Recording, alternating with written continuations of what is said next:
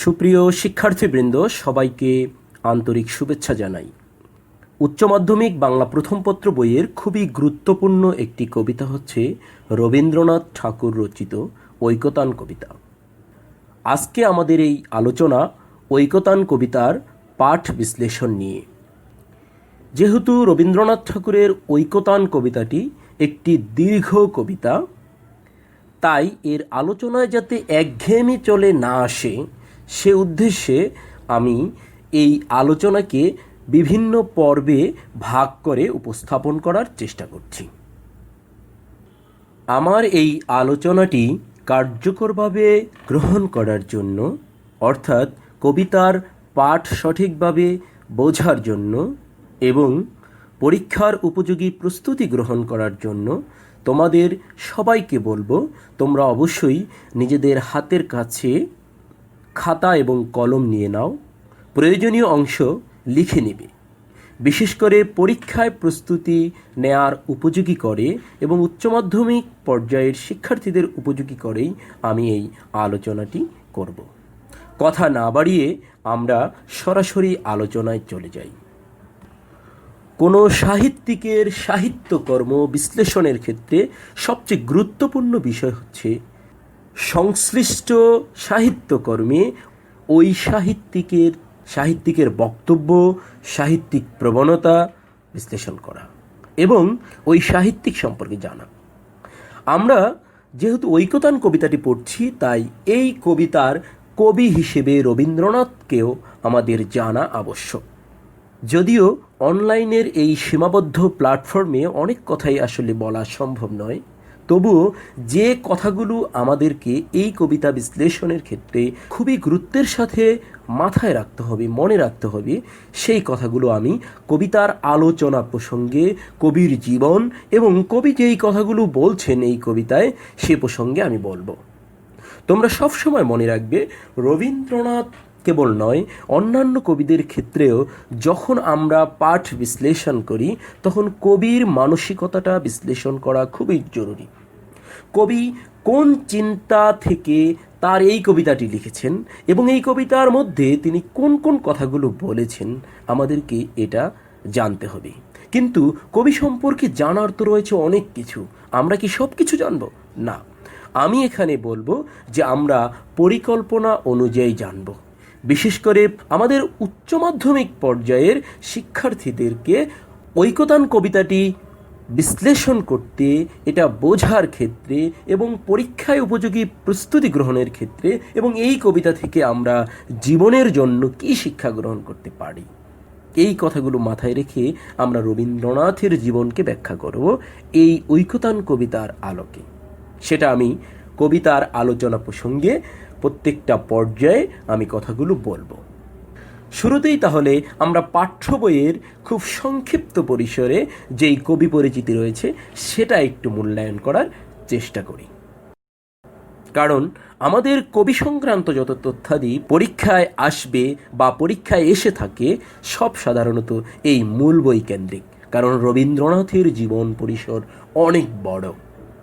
সমগ্র জীবন পরিসর যদি আমি ব্যাখ্যা করতে চাই তাহলে আর আমাদের ঐকতান কবিতা পড়া হবে না এবং কবি সংক্রান্ত জরুরি যেই তথ্যগুলো আমাদের উচ্চ মাধ্যমিক পর্যায়ে পরীক্ষায় এসে থাকে সেগুলো জানা হবে না।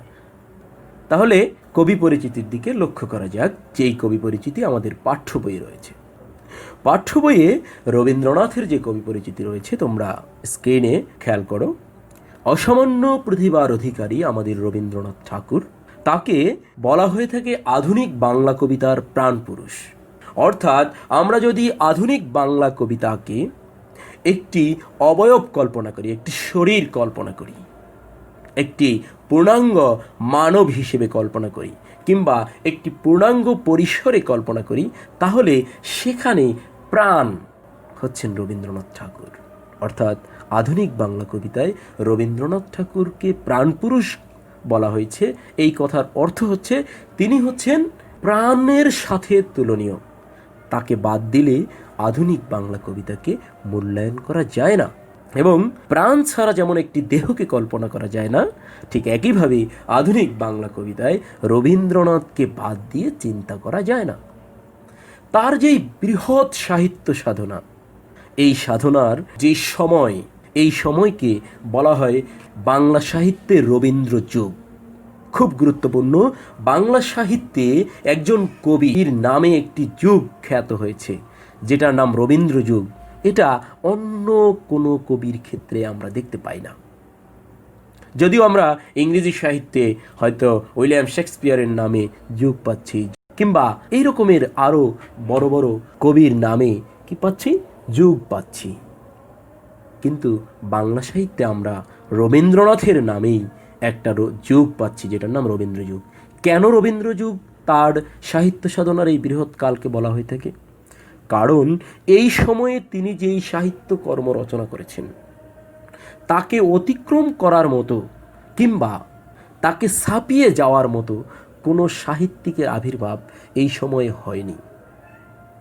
এবং এই সময়টাকে আমরা কোন হিসেবে ধরতে পারি? ধরে নিতে পারি 1890 থেকে মোটামুটি 1930 পর্যন্ত। এই সময়ে তিনি প্রভাব বিস্তার করেছেন, তারপরেও তার প্রভাব রয়েছে, বর্তমানেও তার প্রভাব রয়েছে, তার প্রভাব অতিক্রম করেছেন। পরবর্তীতে আমরা দেখেছি রবীন্দ্র পরবর্তী যেই সাহিত্য ধারা, যেখানে আমরা বলে থাকি 30-এর কবি। যাই হোক, সহজ কথায় যদি আমরা ব্যাপারটাকে ব্যাখ্যা করার বা বোঝার চেষ্টা করি, তাহলে আমরা যে কথাটা পাই সেটা হচ্ছে তিনি বাংলা সাহিত্যে একটি যুগের সৃষ্টি করেছিলেন, একটি সাহিত্য ধারার একটি সময় তার নামে পরিচিত। তিনি এতটাই প্রভাবশালী ছিলেন। এই কবির কবিতার মূল সুর হচ্ছে মানব ধর্মের জয় এবং সৌন্দর্য তৃষ্ণা। মানব ধর্মটা কি? আমরা খুব সংক্ষেপে যদি বলি, সবার উপরে মানুষ সত্য, সবার উপরে মানব সত্য, এটাই মানব ধর্মের মূল কথা। আর অনেকভাবে কথাটাকে ব্যাখ্যা করা যায়। এই মানবতার জয়গান তার কবিতার একটি কেন্দ্রীয় বিষয়, একটি গুরুত্বপূর্ণ বিষয়, একটি মূল সুর। তারপরে যে কথাটি আছে সেটা হচ্ছে সৌন্দর্য তৃষ্ণা। অর্থাৎ রবীন্দ্রনাথ ছিলেন একজন সুন্দরের পূজারী। রবীন্দ্রনাথ ঠাকুর তার সাহিত্যকর্মের মধ্য দিয়ে সৌন্দর্যের পূজা করেছেন। কারণ আমরা জানি রবীন্দ্রনাথের সাহিত্য সাধনার একটা কেন্দ্রীয় বিষয়, তোমরা লিখে নিতে পারো, সত্য, সুন্দর এবং কল্যাণ। তিনি সাহিত্য সাধনার মধ্য দিয়ে সত্যের জয়গান করেছেন, সুন্দরের ঘোষণা দিয়েছেন এবং মানবতার কল্যাণ কামনা করেছেন, প্রার্থনা করেছেন। এবং তিনি ছিলেন একজন স্বপ্নিক, রোমান্টিক মানুষ।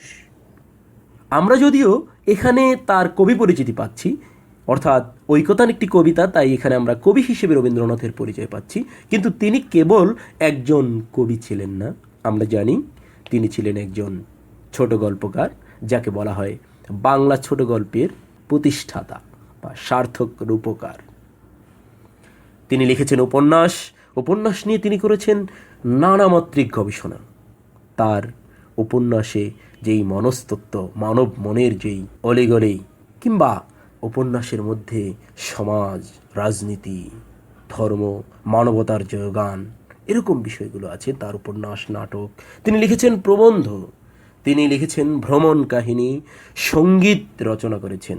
তার রয়েছে অসংখ্য সঙ্গীত গান রয়েছে, যেই গানের ধারাকে বলা হয় রবীন্দ্র সঙ্গীত। আমরা জানি এটা খুবই সমৃদ্ধ একটি ধারা। শুধু তাই নয়, তিনি একজন অনেক বড় মাপের চিত্রশিল্পী ছিলেন। তার জীবদ্দশায় তিনি যখন বেঁচে ছিলেন, তখন শুধু ভারতেই নয়, পৃথিবীর বিভিন্ন দেশে তার চিত্রকর্মের প্রদর্শনী হয়েছিল। তিনি ছিলেন একজন অনুসন্ধিৎসু বিশ্ব পরিব্রাজক। বিশ্ব পরিব্রাজক মানে কি? বিশ্বকে তিনি পরিব্রাজক মানে ভ্রমণ করেছেন, এবং ভ্রমণ করেছেন অনুসন্ধিৎসু অর্থাৎ অনুসন্ধানের মানসিকতা নিয়ে। অর্থাৎ তিনি যখন বিশ্ব ভ্রমণ করেছেন, সেই বিশ্ব ভ্রমণ করতে গিয়ে তিনি সবসময় জ্ঞান অনুসন্ধান করেছেন, কিভাবে বাঙালি জাতির সার্বিক কল্যাণ সাধন করা যায়, লেখনীর মধ্য দিয়ে তিনি সেটা করেছিলেন। শুধু তাই নয়, তার দক্ষতা রয়েছে সম্পাদনায়। তিনি পত্রিকা সম্পাদনা করেছেন সেই কৈশোর বয়স থেকে। কেবল তাই নয়, তিনি ছিলেন একজন শিক্ষা সংগঠক, অর্থাৎ কিভাবে শিক্ষাকে মানব জীবনের উপযোগী করা যায়। আমরা জানি শিক্ষার মূল লক্ষ্য হচ্ছে আমাদের মানুষের মতো মানুষ করে তোলা। এই শিক্ষা সংগঠক ছিলেন এবং একজন চিন্তক ছিলেন, তিনি চিন্তা করতেন। শুধু তাই নয়, নিজে তিনি প্রাতিষ্ঠানিক শিক্ষা গ্রহণে নিরুৎসাহী হলেও বিশ্বভারতী নামের বিশ্ববিদ্যালয়ে তিনি স্বপ্ন দেখেছেন এবং প্রতিষ্ঠা করেছেন। আমরা যদি রবীন্দ্রনাথ ঠাকুরের ব্যক্তিজীবন দেখি তাহলে দেখব তিনি অনেক স্কুলে ভর্তি হয়েছেন। তার বাবা তাকে ভর্তি করিয়েছে, তার অভিভাবকরা পড়ানোর চেষ্টা করেছে, কিন্তু তিনি সেই অর্থে নিজে প্রাতিষ্ঠানিক শিক্ষায় শিক্ষিত হতে পারেননি। তার বড় বড় সার্টিফিকেট নেই। আজকে আমরা উচ্চ মাধ্যমিক পর্যায়ে পাশ করার জন্য তার বই পড়ছি, তার কবিতা পড়ছি, কিন্তু তিনি উচ্চ মাধ্যমিক পাশ করেননি। যাই হোক, মাত্র 15 বছর বয়সে তার প্রথম কাব্য অর্থাৎ কবিতার বই বনফুল প্রকাশ হয়। এটা তোমাদের জন্য গুরুত্বপূর্ণ তথ্য।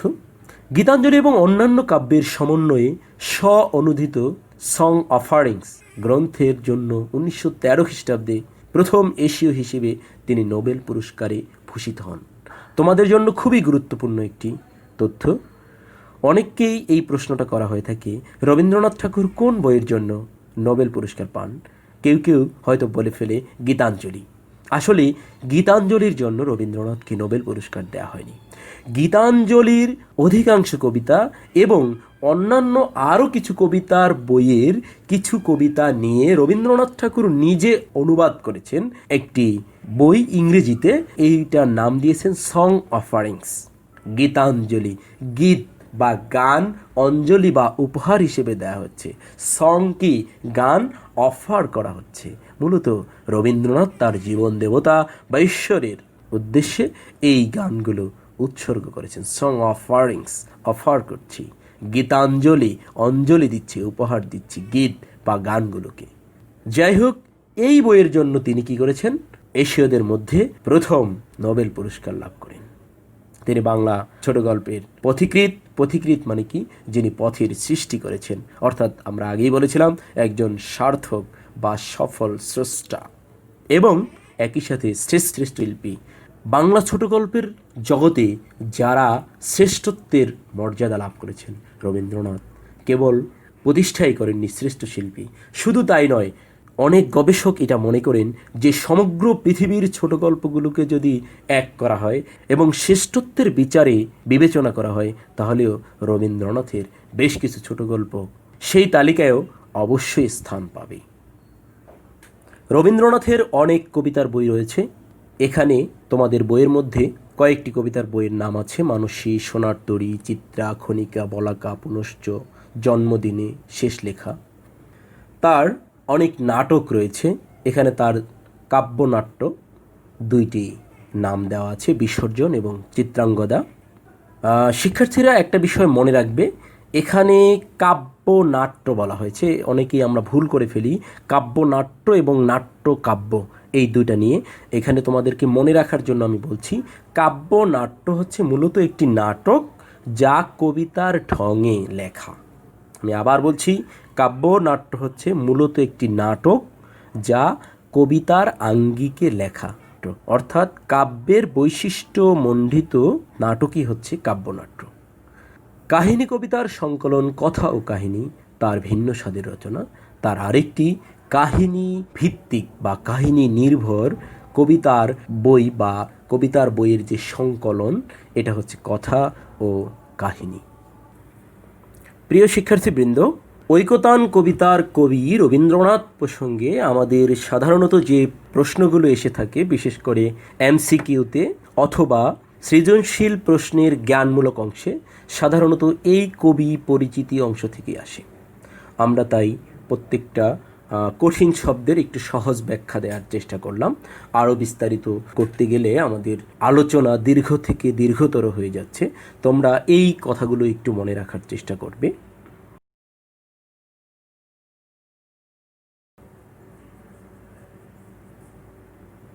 এ পর্যায়ে কবিতার পাঠ আলোচনা প্রসঙ্গে আমরা নজর দিতে পারি। রবীন্দ্রনাথ ঠাকুর এই কবিতাটি শুরু করেছেন এইভাবে, বিপুলা এ পৃথিবীর কতটুকু জানি। রবীন্দ্রনাথ নিজেকেই প্রশ্ন করছেন যেন।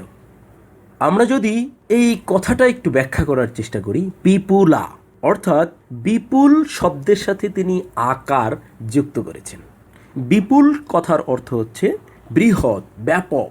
বিপুলা অর্থাৎ বিপুল আয়তনের এই পৃথিবী, অনেক বড় এই পৃথিবী। এই পৃথিবী অনেক প্রশস্ত, অনেক প্রসারিত। যদিও বিশ্ব ব্রহ্মাণ্ডের চিন্তা করলে এই পৃথিবীটা ছোট্ট একটি গ্রহ মাত্র, কিন্তু এই ছোট্ট গ্রহের আয়তন কত বিশাল আমরা জানি। প্রায় 200-র কাছাকাছি দেশ রয়েছে। তো যাই হোক, রবীন্দ্রনাথ বলছেন বিপুলা এ পৃথিবী। এখানে একটা বিষয় খুব গুরুত্বপূর্ণ, আমরা মাতৃভূমি বলে থাকি, পিতৃভূমি সাধারণত বলি না। দু একটা দেশ পিতৃভূমি বলে থাকে, আর সবাই মাতৃভূমি বলি। এই যে মা, মাটি, এই মায়ের সাথে পৃথিবীকে তুলনা করতে গিয়েই হয়তো রবীন্দ্রনাথ কি করেছেন, বিপুলা স্ত্রীলিঙ্গ করেছেন, আকার যুক্ত করেছেন। হতে পারে অন্যভাবে বিপুল আয়তন বলার জন্য তিনি এটা বলতে পারেন। তাহলে আমরা খুব সংক্ষেপে বলতে পারি এই পৃথিবীটা হচ্ছে বিশাল। রবীন্দ্রনাথ বলছেন এই বিশাল পৃথিবীর আমি কতটুকু জানি, এই বিপুল আয়তনের পৃথিবীর আমি কতটুকু জানতে পেরেছি। এখানে একটা কথা আমাদের বলে রাখা দরকার, সেটা হচ্ছে যে এই ঐকতান কবিতাটা হচ্ছে রবীন্দ্রনাথ ঠাকুরের একেবারে শেষ বয়সে লেখা। 1347 বঙ্গাব্দে এই কবিতাটি প্রকাশিত হয় প্রবাসী পত্রিকায় ফাল্গুন সংখ্যায়, অর্থাৎ একেবারে শেষ সময়ে 1940-এর দিকে এই কবিতাটি তিনি প্রকাশ করেছেন। এবং এই কবিতাটি যখন তিনি লিখছেন তখন তার বয়স প্রায় 80 বছর। এবং এই বয়সে এসে কবি তার সমগ্র জীবনকে যেন অনেকটা সমালোচনা করেছেন। আত্মসমালোচনামূলক কবিতা বলা হয়ে থাকে। এবং তিনি কি কি করতে পারেন নাই সেই অপূর্ণতার কথা তিনি সহজ সরলভাবে স্বীকার করেছেন। কিন্তু এই সহজ সরল স্বীকারোক্তিকে আমরা তার জ্ঞানের সীমাবদ্ধতা মনে না করি, তার জ্ঞানের উদারতা হিসেবে দেখব। কেন? কারণ তিনি 80 বছর সাহিত্য সাধনা করে অনেক কিছু করেছেন বাংলা সাহিত্যের জন্য। আবার কিছু কিছু হয়তো তার কি ছিল, সীমাবদ্ধ দিক ছিল, কারণ একজন মানুষের পক্ষে সব কিছু করা সম্ভব নয়। যাই হোক, মৃত্যুর মাত্র 4 মাস পূর্বে এই কবিতার বইটি প্রকাশিত হয়, যেটার নাম হলো জন্মদিনে, এবং এই কবিতার বইয়েই এই ঐকতান কবিতাটি সংকলিত হয়। তোমরা তোমাদের পাঠ্য বইয়ের পাঠ পরিচিতি অংশে, যেখানে এই কবিতার উৎস পরিচিতি আছে, আমি সেখান থেকে এই কথাগুলো বললাম, তোমরা একটু ভালোভাবে দেখে নিবে। যাই হোক, রবীন্দ্রনাথ বলতে চাইছেন যে এই পৃথিবী বিশাল এবং বিপুল। এই বিপুলা পৃথিবীর, বিশাল পৃথিবীর আমি কতটুকু জানতে পেরেছি। বিপুলা এই পৃথিবী অর্থাৎ বিপুলা পৃথিবী, এই নামটা তোমরা আরেকটা জায়গায় পড়েছ বা পড়বে। আমাদের যেই প্রাবন্ধিক ডক্টর আনিসুজ্জামান রচিত জাদুঘরে কেন যাব একটি প্রবন্ধ রয়েছে, তোমরা নিশ্চয়ই সেটা পড়েছ। সেখানে খেয়াল করবে অধ্যাপক আনিসুজ্জামানের একটি আত্মজীবনীমূলক রচনা রয়েছে, যেটার নাম বিপুলা পৃথিবী। সম্ভবত তিনি রবীন্দ্রনাথ ঠাকুরের এই কবিতার নাম থেকে অনুপ্রাণিত হয়েছেন। যাই হোক, রবীন্দ্রনাথ বলতে চাইছেন যে এই বিশাল আয়তনের যে পৃথিবী, তার সবটুকু আমি জানতে পারিনি, আমি খুব কম জানতে পেরেছি। এবং তিনি বলছেন দেশে দেশে কত না নগর, রাজধানী, সমস্ত পৃথিবীতে কত দেশ আছে, দেশে দেশে হাজার হাজার নগর রয়েছে, রাজধানী রয়েছে। যতগুলো দেশ, প্রত্যেকটা দেশের একটা করে রাজধানী আছে। আজকে যদি আমরা 192-93টি দেশের কথা কল্পনা করি, প্রত্যেকটা দেশে এক একটি রাজধানী রয়েছে। স্বাধীন পরাধীন মিলে আরও কিছু রাষ্ট্র আছে। আবার প্রত্যেকটা দেশেই অসংখ্য নগর রয়েছে, নগরী রয়েছে। বলছে সমস্ত পৃথিবীর বহু দেশে অনেক নগর আছে, অনেক রাজধানী আছে, এবং মানুষের কত কীর্তি। এই পৃথিবীর বিভিন্ন নগরে যারা বসবাস করছে, যারা বিভিন্ন গ্রামে বসবাস করছে, এই প্রত্যেক মানুষ কত সাফল্য গাথা, কত কিছু মানুষ তৈরি করেছে। কীর্তি, কীর্তি কথার অর্থ হচ্ছে খ্যাতি, সুনাম, যার মধ্যে কোনো মানুষের কৃতিত্ব রয়েছে। এই যে আজকে বড় বড় সভ্যতার কথা আমরা বলি, প্রাচীন সভ্যতার কথা বলি, বিভিন্ন স্থাপত্য কলার কথা বলি, বলছে মানুষের কত কীর্তি। আজকে আমরা যদি তাজমহলের দিকে তাকাই, কত বিশাল এক কৃতিত্ব, যার মধ্য দিয়ে আমরা সম্রাট শাহজাহানকে চিনে ফেলতে পারি। মিশরের যেই বড় বড় পিরামিড, এর মধ্য দিয়ে আমরা কত মানুষের কৃতিত্বকে স্মরণ করতে পারি। স্থাপত্যকলা, ভাস্কর্য, সাহিত্যকর্ম, জ্ঞান, বিজ্ঞান, বলছে সমস্ত রাজধানী, সমস্ত নগরী, এইভাবে পৃথিবীর বহু দেশে জ্ঞানের কত শাখায় মানুষ কত কৃতিত্ব, সাফল্য, যশ, সুনাম অর্জন করেছে। কত নদী, গিরি, সিন্ধু, মরু, বলছে এইভাবে সমস্ত পৃথিবীর কত দেশে কত নদী আছে, কত গিরি আছে। গিরি কি? পর্বত। সিন্ধু আছে। সিন্ধু মানে কি? সমুদ্র। সিন্ধু কথা হচ্ছে সমুদ্র, সাগর। বলেছে কত সাগর রয়েছে, কত মরুভূমি আছে। এই পৃথিবীতে কত না অজানা জীব, অসংখ্য নাম না জানা প্রাণী রয়েছে, জীব রয়েছে। কত না অপরিচিত তরু রয়ে গেল অগোচরে। অগোচরে অর্থাৎ গোচরীভূত হওয়া। গোচর মানে দেখা, আমরা দেখতে পেলাম, এটাকে বলা হয় গোচর। গোচর কথার অর্থ হচ্ছে ইন্দ্রিয় গ্রাহ্য বস্তু, যেটা আমরা ইন্দ্রিয়ের মাধ্যমে দেখতে পাই। বলছে আমি যে দেখতে পাই না, আমি যেটা সম্পর্কে জানতে পারিনি, এইরকম অসংখ্য গাছপালা আছে। আমাদের যেই উদ্ভিদ বিজ্ঞান, খেয়াল করবে প্রত্যেক বছর নতুন নতুন গাছের তথ্য দিচ্ছে। আমাদের প্রাণী বিজ্ঞান বা এইসব নিয়ে যারা গবেষণা করছে, তারা প্রত্যেক বছর নতুন নতুন প্রাণীর সন্ধান দিচ্ছে। আজকে আমরা জানি না আটলান্টিক মহাসাগরের নিচে কোন নতুন প্রাণী আছে, যেটার আমরা এখনো পরিচয়ই জানতে পারিনি।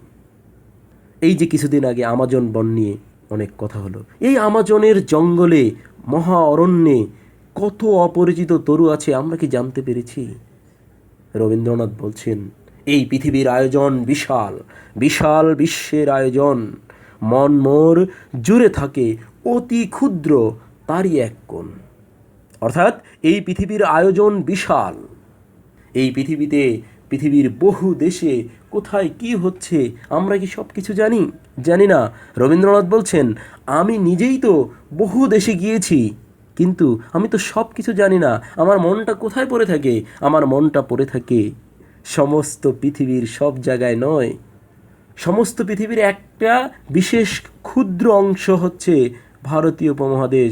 ভারতের সব জায়গায় কি আমার মন থাকে? আমি কি ভারতের সব জায়গায় থাকতে পারি? না, আমি তো ভারতের সব জায়গায় থাকতে পারি না। আমি থাকি কোথায়? ভারতের কলকাতায়। এবং কলকাতারও প্রত্যেকটা অলিতে গলিতে কি ঘটনা ঘটতে আছে আমি কিন্তু সব জানতে পারি না। কলকাতার জোড়াসাঁকোর ঠাকুর পরিবারে আমি থাকি। এই পরিবারে, আমাদের যেই ঠাকুর পরিবারের যেই ঘরটা আছে, এই ঘরে হয়তো অনেক রুম আছে, কক্ষ আছে, কিন্তু প্রত্যেকটা কক্ষে কি হচ্ছে আমি জানি না। আমার মনটা পড়ে থাকে ক্ষুদ্র এক কোণায়। তাহলে আমরা কি বলতে পারি? আমরা বলতে পারি রবীন্দ্রনাথ একজন ব্যক্তি। তিনি যখন ভারতে অবস্থান করছেন, ভারতের সমস্ত জায়গায় কোথায় কি হচ্ছে তিনি জানতে পারছেন না। এমনিভাবে প্রত্যেকটা মানুষের সীমাবদ্ধতা থাকে। তাহলে রবীন্দ্রনাথ বলছেন আমি তো সব কিছু জানতে পারিনি। এই বিপুলা পৃথিবীর আমি কতটুকু জানতে পেরেছি, যেখানে অসংখ্য দেশ রয়েছে, অসংখ্য নগর রয়েছে, রাজধানী রয়েছে, মানুষের অনেক সাফল্যের নিদর্শন রয়েছে, অনেক নদী রয়েছে, অনেক গিরি বা পর্বত রয়েছে, অনেক সিন্ধু বা সমুদ্র রয়েছে, অনেক মরুভূমি রয়েছে, অনেক অজানা জীব রয়েছে, অনেক অপরিচিত তরু রয়েছে। এগুলো সবই আমার দৃষ্টিসীমার, আমার জ্ঞাত বা আমার অভিজ্ঞতার বাইরে রয়ে গেছে, অগোচরে, আমার গোচরীভূত হয়নি। এই পৃথিবীর আয়োজন বিশাল, অথচ আমি এই সমস্ত পৃথিবীর সব কিছু একই সাথে অবলোকন করতে পারছি না। কারণ আমার সীমাবদ্ধতার জায়গা হচ্ছে আমার মনটা পড়ে থাকে ক্ষুদ্র এক ঘরের কোণে। কেন? কারণ আমি তো সমস্ত পৃথিবীর সর্বত্র, মানে সমস্ত জায়গায় একই সাথে অবস্থান করতে পারছি না, আমার সীমাবদ্ধতা রয়েছে।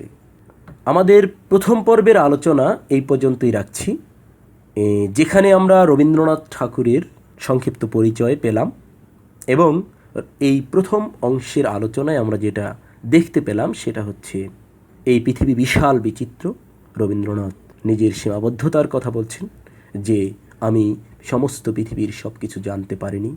মানুষের অনেক সাফল্যগাথা আছে, অনেক নদী, পর্বত, গিরি, সমুদ্র, মরুভূমি রয়েছে, অথচ আমি একই সাথে সমস্ত পৃথিবীর সব কিছু কী করতে পারি না, জানতে পারি না।